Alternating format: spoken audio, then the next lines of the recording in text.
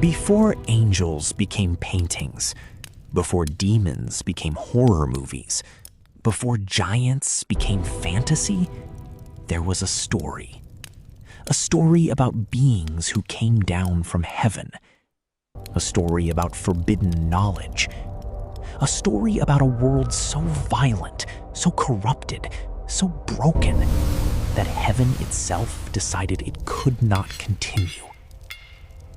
And at the center of that story was one man.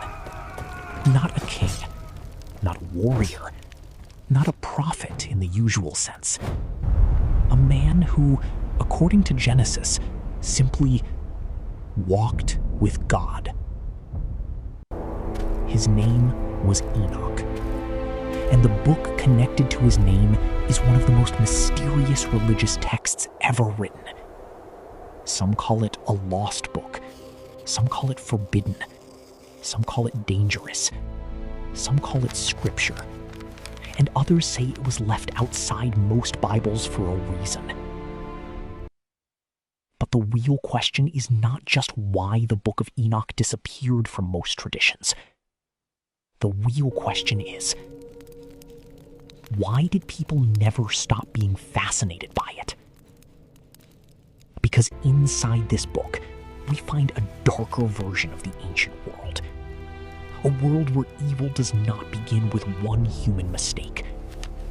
It begins with heaven breaking its own boundary. This is the story of the Book of Enoch, and why it still feels too strange to ignore. In the Bible, Enoch appears only briefly. Very briefly. In Genesis, his life is described in just a few lines. He is part of the ancient generations before the flood. He is the father of Methuselah. He lives in a world moving closer and closer toward violence, corruption, and judgment. But then, the text says something unusual. It says Enoch walked with God.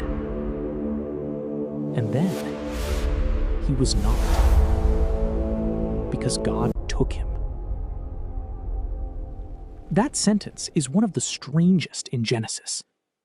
Most people in the genealogy are introduced, they live, they have children, and then they die. Again and again, the rhythm is the same. He lived, he had sons and daughters. He died. He lived, he had sons and daughters. He died. He lived. He had sons and daughters. He died. But Enoch breaks the rhythm. He does not simply die. He is taken. And when ancient readers saw that, they asked the obvious question. Taken where? What did he see? What did God show him? What secrets were given to a man who crossed the border between earth and heaven? That little gap in Genesis became a doorway. And the Book of Enoch walks straight through it. The book imagines Enoch not only as a righteous man, but as a witness, a traveler between worlds, a scribe of heaven, someone allowed to see what ordinary human beings were never supposed to see. And that is where the story becomes much darker. Because Enoch does not only see beauty, he sees the origin of a catastrophe. The first major story in the Book of Enoch begins with a group of heavenly beings. They are often called the Watchers. That name alone is powerful. They are not just angels.